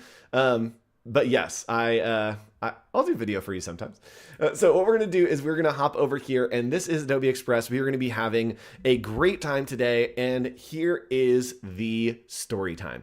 We are going to be finishing our story today, wrapping up this series with you, chat. We're going to be using Adobe Firefly, and it's actually really cool to see the generations and the evolution of Adobe Firefly, right? As we're celebrating generative AI coming to video in Adobe Premiere Pro, I think it's great to look back and see this is the beta of Adobe Firefly. And then we've gone all the way through Image Model 1, and now we're going to be using Image Model 2, which is really cool, and see what we can come up with. So we've created a story, and in this story, there are going to be fill in the blanks. Those fill in the blanks are for you, chat, to make sure that you are going to inform our story and collaborate with me on this project. So we do have a really nice story, and yes, because we are doing some voiceover today, I will read you this story and get us to where we are. It is up to you to fill in the blanks and help me with Adobe Express to generate this story. So let's do this together, and maybe we'll actually export this, take it into Premiere Pro, and do a nice recorded voiceover there. So let me read you the story. Once upon a time, there was a snail that lived in an ancient labyrinth. They didn't know yet, but they were almost ready for a big adventure. While they enjoyed their hexagonal iridescent banana split ice cream sundae with a hot dog and sprinkles, suddenly there was a knock at the door. And chat, if that sounds crazy to you, that's because it is. You have filled in the blanks on all these stories over the last series of these streams. So if it sounds crazy, it's because you generated it. It was none other than the wombat salesman wearing Egyptian jewelry that lived in the swamp next door. The ruler of the land had issued a decree, and all creatures were to be called to a lava foam parade in the center of town. Our creatures were excited and ready to find the perfect outfit. They ran to the closet and put on their tutu, bright neon shirt, and sunglasses with a top hat. It was time for a celebration. With their best dressed, our heroes set out into the dark forest with a happy heart and adventurous spirit. They didn't know that lurking in the shadows was Kronos, an evil alpaca with red eyes and a gold necklace. Suddenly from behind them, Kronos appeared and conjured up an army of squirrels to attack our hero with salt and cuteness. Our hero grabbed their candy cane sword and fought with all their might to break through the light of the end of the path. Swish, smash, sloosh, swoosh. Kronos had vanquished and the path was clear. Once they arrived at the festival, it was time for a snack. Our hero found the perfect cart and ordered a slime hot dog with a side of mushrooms to recover from the battle. As they were enjoying their snack, suddenly a big bright light flashed and a portal opened, sucking our hero into a haze of light and smoke.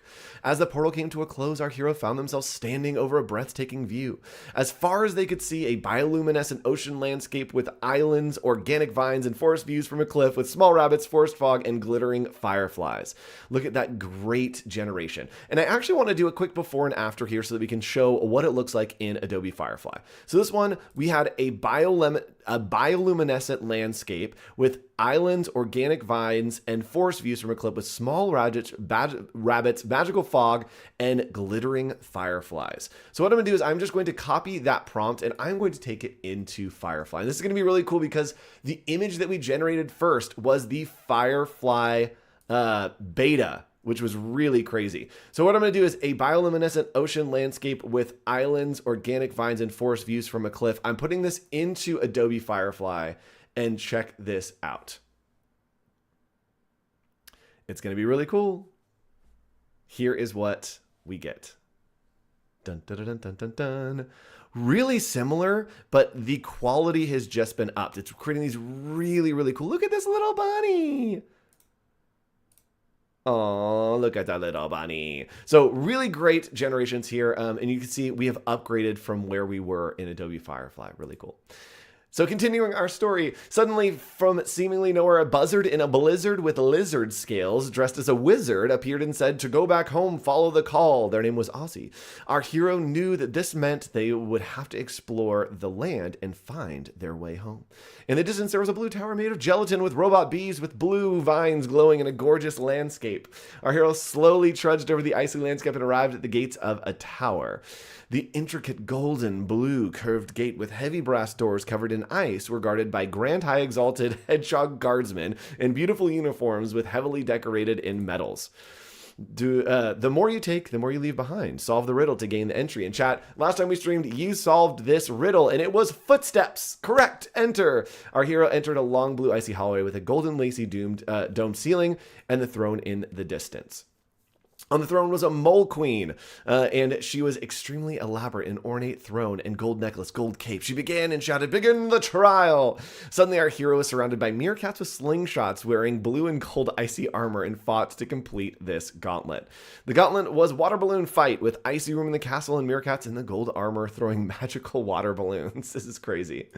So once our hero was victorious and once the foes were vanquished, a golden goblet filled with brie cheese and chips on fire was lowered from the ceiling and claimed by our hero. And what's really cool is we actually got into Adobe Express here, and this was right after the updates. We started using more of Adobe Firefly, and we started using this current version of Adobe Express where we could add video and really start to take this to a new place. So let's go ahead and play this and see what it sounds like.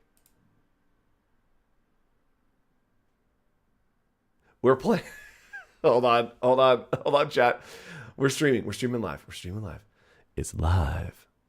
Hold, please. Oh, chat, I don't know what happened. All right, we're going to refresh the page. Here we go. Refresh the page. We're trying one more time. Don't worry. We got this. We got this, chat. We got this. Don't hold my hand. Hold my hand. Hold on. Stay with me. Stay with me. Stay with me, chat. Don't leave me. All right, let's see if we got this loaded in here. Oh, chat, I don't know what's happening here. What fun we have live. All right, so I think what's happening is we have a video. It just needed it needs a moment. Okay, so back to the story. Our hero is victorious, and once the foes were vanquished, a golden goblet filled with brie, cheese, and chips on fire was lowered from the ceiling to be claimed by our hero. Our hero reached out and touched the prize, transforming into a French chinchilla in a gold armor with a cheese knife. The power is flowing through, and our hero had never felt more powerful. Let's see what happens. Our hero reached out and touched the prize, transforming into a French chinchilla in a gold armor with a cheese knife. The power was flowing through him, and our hero had never felt more powerful. Yeah, so we did some voiceover on these. So the Rat Queen stood from her throne and walked down to the hero, telling him, "I've heard the call from the west. Travel to the Sky Mall Eagle's Nest and pass the test, when you will return home to finish your quest." And I do believe that we have some audio effects on this one, so let's play it and see what happens.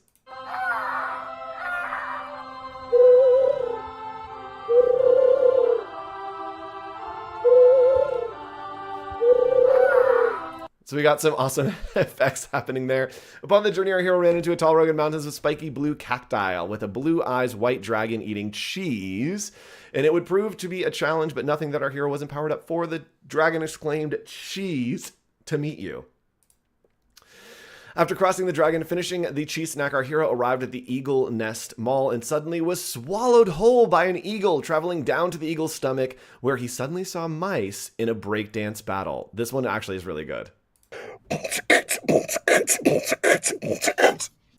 That's as far as we got on that one.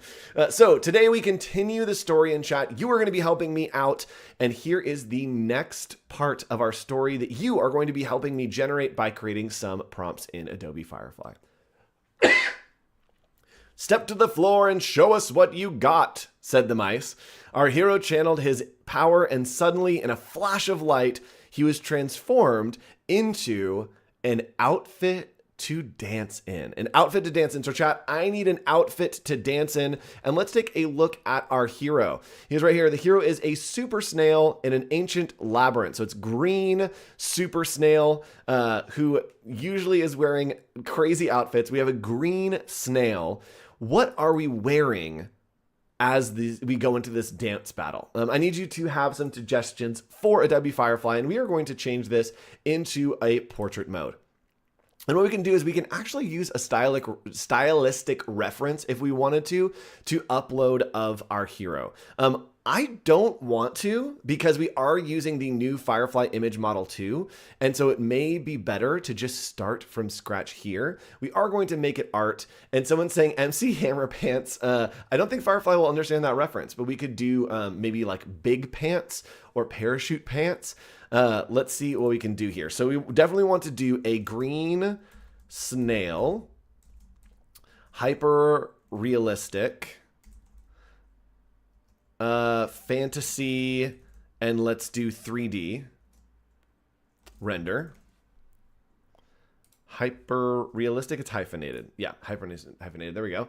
And chat, I am looking at the YouTube chat as well as the Behance chat. So if you're on either of those, you can leave me your suggestions for the stream. And someone saying a Victorian era suit with black stripes with tassels and flourish. Love that. Thank you, Sultan. Great suggestion here. So we have green snail, and let's put wearing Victorian era tracksuit. That's going to be insane. So let's see what happens here. When we hit generate, it is going to generate an image for us that we can then put into our storybook. And the difference of why I'm not doing this in Adobe Express is Adobe Express is using Firefly Image 1 and Firefly Image 2 is here. Okay. Tracksuit, yellow and black stripes. Let's say era clothing. Let's do that. And then let's do on a dance floor. All right, so let's generate this and see what happens. Ooh, Flintstone era. Maybe we can do that in a future generation. And we do have about a half hour here to generate the rest of the story. We are wrapping up the story today, sadly, but hopefully. Oh yeah. Okay. All right. Chat, this is where you get to vote. Do we want number 1? Let's see here. Number 1, number 2, number 3, or number 4? And maybe let's try, no, let's just do that. 1, 2, 3, or 4, chat. You get to vote 1, 2, 3, or number 4. Which one do we want to see in our storybook? And while we decide on that, we are going to move on to the next prompt. And I am going to put this in here. So I'm going to say Victoria era clothing with all these things. So everyone's saying 4, 4, 4, 4, 4. I agree. 4 looks great. So what I'm going to do is I'm just going to download this right there, and we can put it into our Adobe Express document by going into Media and Upload from Device. And then we can just grab right here our image. So we're going to place this into our Adobe Express document right there. And I am going to paste in our outfit. So transfer it into Victoria Air clothing with black and yellow stripes, but with tassels and floor. So we're here on the dance floor. We are busting a groove. And let's see, do we want to add in maybe some music? Do we want to add in some sound effects? We also could add in a little bit of voiceover here, which actually I think that I have an idea for how I want to do the voiceover, but that's fine. So what we're going to do is I'm going to go to the next page, and then we can discover and go back. Our hero threw out his best dance moves. He was crowned as the champion and was presented with some kind of trophy. Chat, this is our second trophy.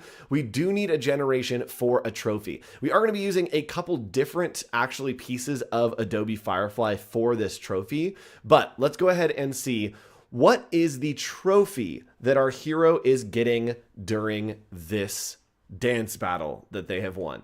What I'm going to do is I'm going to real quick go over to Adobe Firefly, and I'm going to open up a couple windows here. We are going to be using the generative fill in Adobe Firefly. Really, really great tool to be able to kind of generate and then take it to the next level. So let me see here. We're going to go and I'm going to open up generative fill. And let's start with our prompt. Our prompt that we are looking for is some kind of trophy to work with. What kind of trophy could we be working with here? A trophy. A little trophy. A trophy. So let's actually just start by generating a trophy. So let's just say like a large trophy and see what happens here. This is going to generate probably just a cool trophy, but we need more details on what is in that trophy, what that trophy looks like. And thank you, Marcy, over on YouTube, adding some comments. A fluffy white tutu. I love that. So we have a big giant trophy. There's a lot of good things here, but again, we don't have the details that we need. What do we want to see in this trophy? And this is going to be in Victorian backdrop with curtains and gold. And someone's saying it should have a dancer, a very large trophy with a dancer on top. And then let's maybe put some like fun lighting. So lasers, and like disco ball lighting. All right, so we're getting a little bit closer. And if you want to get good generations with Adobe Firefly, a lot of times you just have to keep adding to your generations. So continue on with those suggestions as always. Oh, there we go. Okay, so we are in photo. We don't want that. We want to change this to art. This is insane.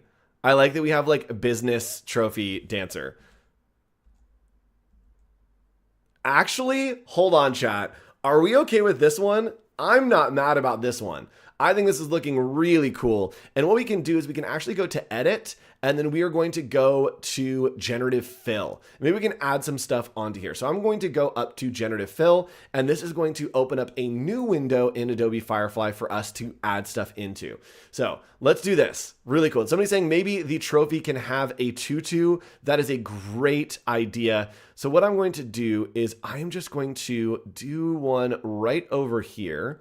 And what I can do is just kind of map out a little bit of space, and then we are going to do let's just do a tutu.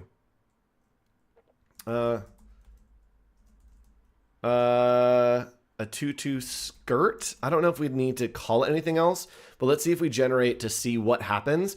And using generative fill is just going to add something into this image for us. So let's see what happens as we add this image in. Generative fill. All right. Do we get a gold tutu? Okay. I'm not mad about this one. It looks like an eagle or like a dove that's like flying out of the sides. So I think I like this one. And let's maybe put like a bronze dancer. I'm trying to think of like how to communicate it. Maybe we try to put a bronze dancer imprint. So let's do a gold dancer imprint, in metal. So let's see what happens here. We're just going to generate, it's going to add that image to our trophy. Let's see what happens.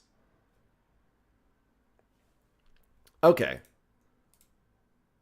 Not great, but I'm going to cancel that and put a golden, let's do dancer imprint in metal. Dancing person imprint in metal. Let's see what happens. Hey, Joshua Merrill, nice to see you. Thanks so much for joining us. We are creating a storybook and having a grand old time doing it. All right, not great. Don't love those. So what I'm going to do is I'm just going to clear that, and we are going to use this image. So I'm going to download this image, and then I am going to bring it over into Adobe Express. And as you can see there, it is applying content credentials, which is really cool and helps us track back what was used, what things were changed for that image.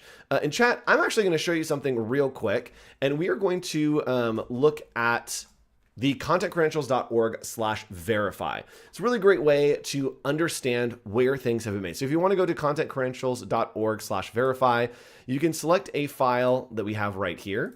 I'm going to hit open, and guess what? It is going to show me where this was generated from.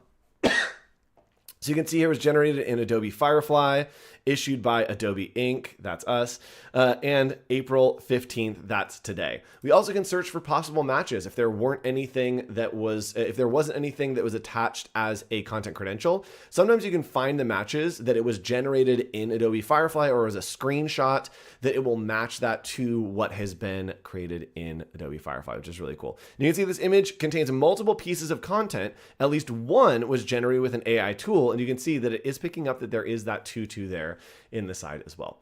So I'm going to place that into my document, again, just uploading from the device and going here to upload that document. Pretty cool.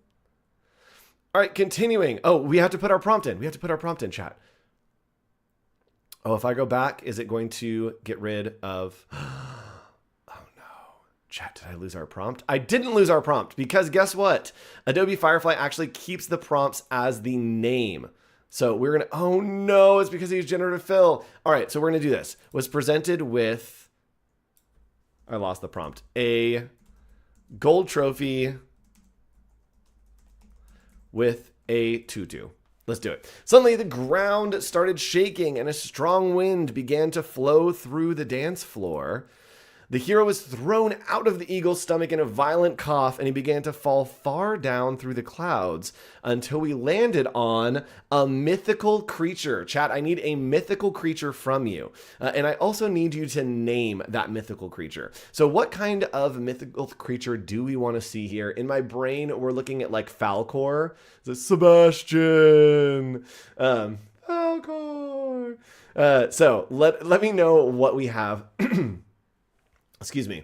Etched. Someone said etched is a great idea for that trophy. So I am going to go back while you think about while you think about your mistakes. No, while you think about your decisions, while you think about what creature we want, I am going to go back into our generative fill right here, and I'm going to do etched. I think that was great. So I'm going to go here, and we are going to do etched. Let's do person dancing. Etched in gold. And someone's saying a 3-headed dog called Dave, a dragon wearing a tutu. We have a griffin. Let's do it like Cerberus Griffin. Let's do a 3-headed griffin and see what happens. Okay.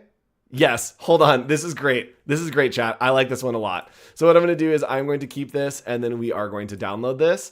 And what's great is in Adobe Express, we can actually just replace. So I'm going to go back to my page, and we are going to click here. And from here, we can go in and we can replace this image right there. We're going to upload it from our device, and we're going to choose that new one with the person, and we'll replace that image in the same content. So we have here, and someone said, let's see here, a 3-headed griffin. On a 3-headed griffin. Griffin. Hello, I'm Dave, said the creature. All right, so let's go back into Adobe Firefly and see if we can generate a 3-headed griffin.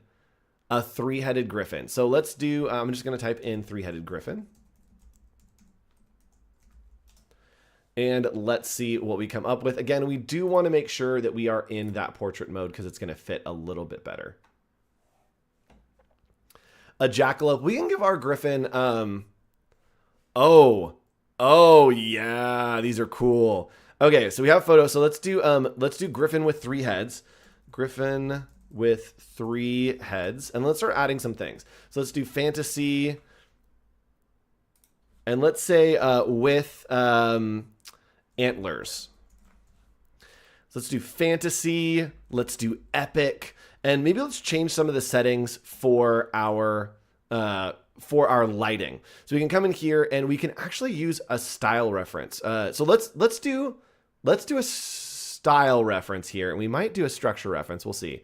Actually, let's grab this one and use it as a structure reference because I like this a lot. So I'm going to download, and then from there, we are going to do a couple different things here. I'm going to do, let's see here, some color and tone lighting. Let's make this warm toned. The lighting, let's make it very dramatic. So I'm going to do dramatic lighting. Camera angle, we are going to do a wide angle to get all of that fun. And then we are going to upload an image for our structure reference. So let's see what happens here when we upload our structure reference of this 3-headed griffin. It is going to ask us if we have the rights to upload that, which we do. We just made it. So let's go ahead and go to portrait mode, and we are going to hit generate. So we have portrait. We have a reference image using the new structure reference here in Adobe Firefly.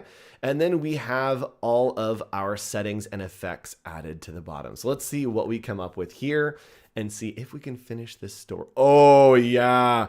Yup. That's really cool. So chat, which one do we want? Do we want number 1? Do we want number 2? Do we want number 3? Or do we want number 4?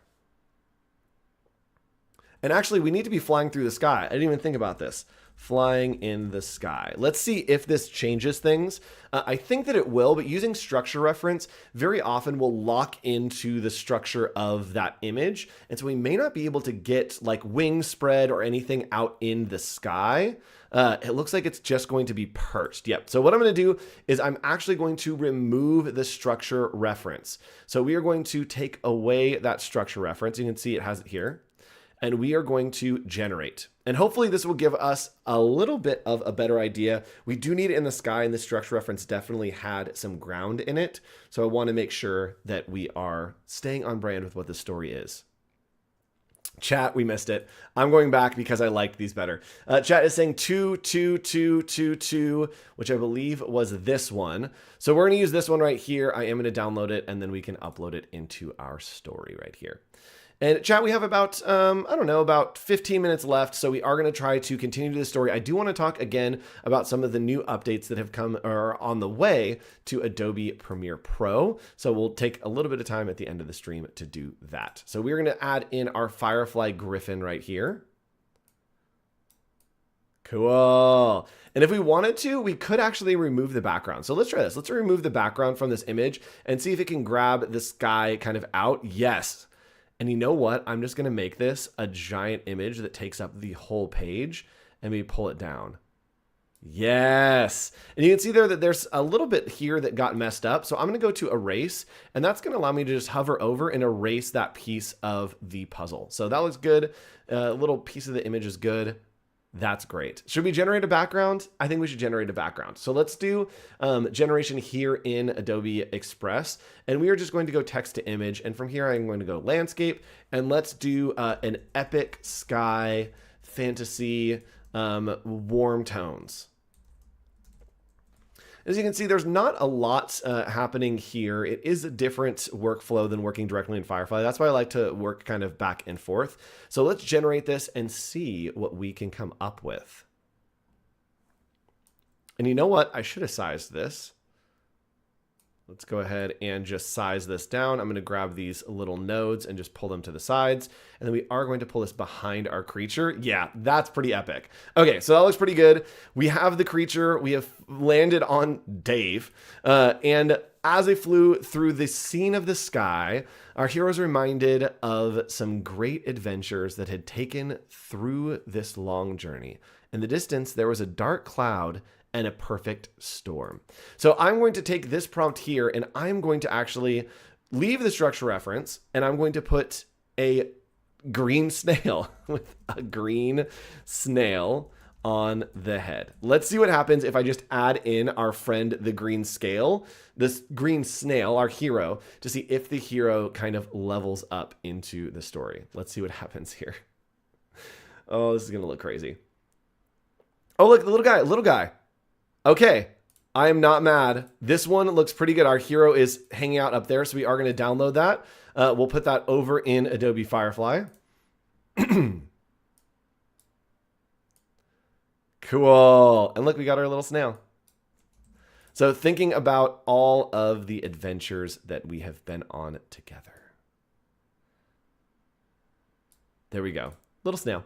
All right, as we continue to wrap up this story, they headed directly into a storm and quickly realized it wasn't a storm.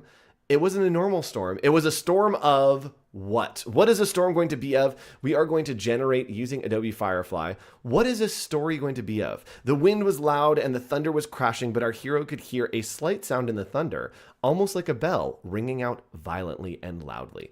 So what's cool is I actually can use audio right here to record a voiceover in Adobe Express. If I wanted to, I also could use some of that enhanced audio right here in Adobe Express, which is really cool. So I'm going to record voiceover real quick, and let's see what happens.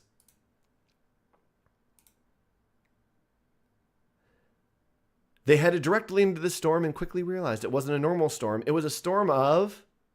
Chat, I need you to fill in what that is. I need a little more information about this storm to do the voiceover. So I'm just going to delete this real quick and let's see what suggestions you have for me about what this storm is going to look like. And someone's saying, Andrew, are you looking at this? I'm so sorry. I'm going back and forth in the chats, and so I am going back and forth. Sorry about that. So someone, can you make a video of a book? Yes, in theory you could. What we need to do is we would just create a new scenes here. Because of the way we set this up and the way that we were doing this initially, it is different pages. And we could export this actually in Adobe Premiere Pro and make it so that you can see all of those things. So let's see what happens here. All right, a storm of puppies and sand. I love a good storm of puppies and sand. A storm of puppies and sand.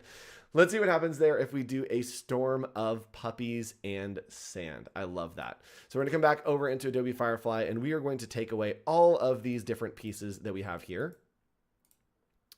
And we are going to do a griffin with 3 heads and antlers, with a green snail on its head, flying through a storm with sand and puppies raining down. That's insane. Chat, what are we doing here? So we are going to leave some of the dramatic lighting. I do want to add in color and tone. I want it to be more of a cool tone. The lighting, very dramatic. And the camera angle, I do want to be kind of a really, really wide angle. So we're going to do those. We're going to generate and see what happens here. I'm concerned but willing to see what a puppy storm looks like. I agree. I very much agree. And chat, we'll take the last few minutes here maybe to show you how we could take this into Adobe Premiere Pro to make it into a storybook. Okay, hold on. I'm going to add one more thing. All right, one more thing, and then maybe we will end the story and I'll take you into Premiere Pro so we can show kind of how we would export this to bring it into Adobe Premiere Pro to maybe do a voiceover of a reading. So check this out. Yeah. I'm not mad about it. This is looking a little bit, it's amazing. A storm of riches. Ooh, I like that. So let's do a storm, comma, rain made of jewels and rubies. All right, let's see what that looks like. Great suggestion from Marcy B over on the YouTube chat, which I am looking at. And we are going to generate that real quick. And then I think that we are going to read the rest of the story to wrap it up. Yes. Oh, this is great. I like this one. Okay, so he's falling right here, which is actually going well with where we're going in the story. So the storm, into the storm, we have our image here. Let's go ahead and upload this. And we are going to put our hero into the storm. Looking good right there. And almost like a bell. Oh, sorry. Our hero started to hear a sound ringing out violently. And it was almost like a bell of an alarm clock. Suddenly our hero was struck with one of the bolts of lightning. Fire and sparks flew out and our hero was thrown off of the mythical beast, falling straight to the ground. The ground got closer and then bam, our hero hit the ground. Everything went black and he could hear music. As he began to make his way through the blur, he saw neon and bubbles. His friends were all around him and he said, that slime hot dog with that side of mushrooms must have gone bad and sent me into quite the spin. Our hero said he got up, dusted himself off, and headed home to tell his family all about the adventure that he's had. So we finished our story, which is great, but I do want to show you some things that you can do over in Premiere Pro to really help this go along. So what I can do is I can actually download right here from Adobe Express. So we're going to go to download here and we're going to do all pages, and we could do this in a PDF. We could do PNGs and MP4s. I'm going to do JPEGs and MP4s, which is what I want. And we are going to download all of those pages. So downloading, oh no. Stock asset. Which stock asset is that, chat? Oh no, what stock asset have we used that we can't export? Oh no, chat. We're going to have to find it. I'm guessing that it might be music. Oh, chat, I'm so stressed. Oh no, chat. What is the stock asset? Oh, chat, I'm so stressed. I don't know where the stock asset is. It has to be the music. It has to be the French music. Let's try this one. Okay. It might also be the music that we have here. Let's see what that looks like. Oh, chat, I'm so sorry. If we don't have time, I promise I will post this online. Oh no. Pay the content, Andrew. I know. I don't know where the stock asset is. That is the problem, which is making things very hard. Oh, chat. It has to be a sound. Let's go into our pages and see what could we have used from Adobe stock. I'm scrolling through here. Most of it was Adobe Firefly. And so I don't know. This might be it. It might be the fire. It might be the fire. Hold on. It might be the fire, chat. Let's see here. Where's the fire? I think this is it. Okay. Please.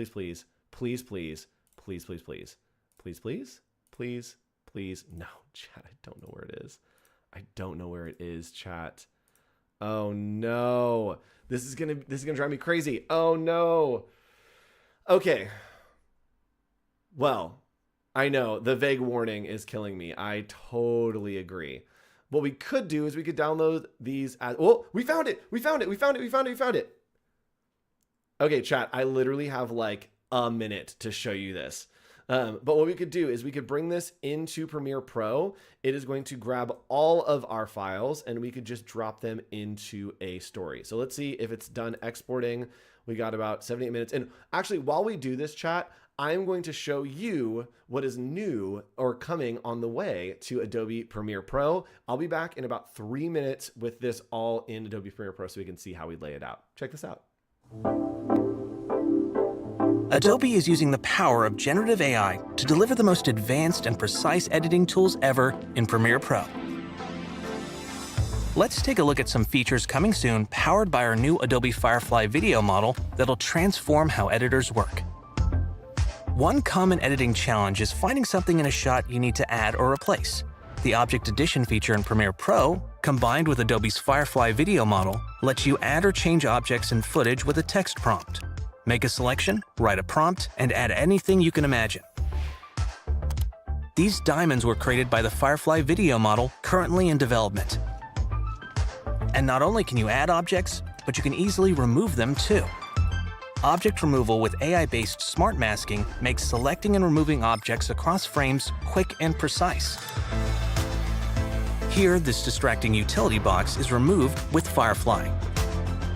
Remove unwanted props, crew or gear, or copyrighted elements like brand logos. And with Premiere Pro, all your edits are non-destructive, so you can always get back to your original footage. When your clip is too short and you want to hold on a shot or a character for an extra beat, Generative Extend intelligently adds frames with Firefly, extending your footage, so you have the exact media you need. Like here, where we extend this shot of the woman a few frames. As we continue to innovate, we're committed to transparency through the use of content credentials. Now coming to Premiere Pro, so you always know whether AI was used in the creation of the media you're viewing. We can't wait to bring these Firefly-powered video editing workflows to Premiere Pro later this year. And there's more. We're excited to share our explorations around giving editors the choice to use models that work best with their footage. Here are some early examples of how third-party generative AI models could look within Premiere Pro, like Pika, powering Generative Extend to make a scene flow better.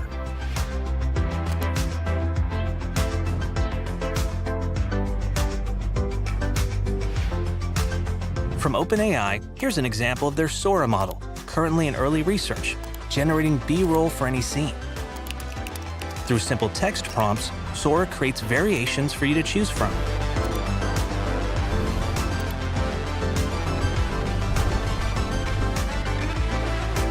Here's the same use case now using Runway AI's video model, generating a new video clip and adding it to the timeline in a snap. And content credentials coming to Premiere Pro this year will always make transparent whether AI was used and what model was used in the creation of media. To recap, revolutionary features like Object Add, Remove, and Generative Extend, powered by the new Adobe Firefly video model, are coming to Premiere Pro.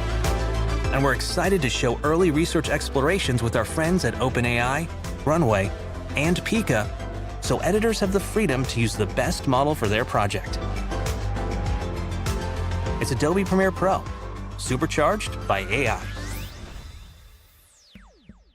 Pretty crazy stuff on the way, which is really cool. So let's go ahead and take a look at how we brought this into Premiere Pro. All I need to do is download all of that, and you'll see here it's pulled in all of the story, all of the different videos here, as well as all of the music that we had. It actually has pulled everything out of Adobe Express, which is really cool. And as I play this, I could create a nice little voiceover.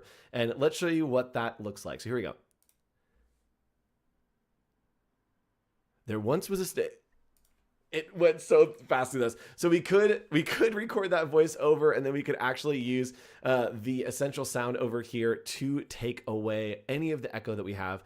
But chat, we don't have time. We ran out of time here. But we do have our whole video here in the Adobe Premiere Pro timeline. We could export this, we could retime this, and we could create a nice little storybook that is read straight through right here with Adobe Express and Adobe Premiere Pro. Pretty cool.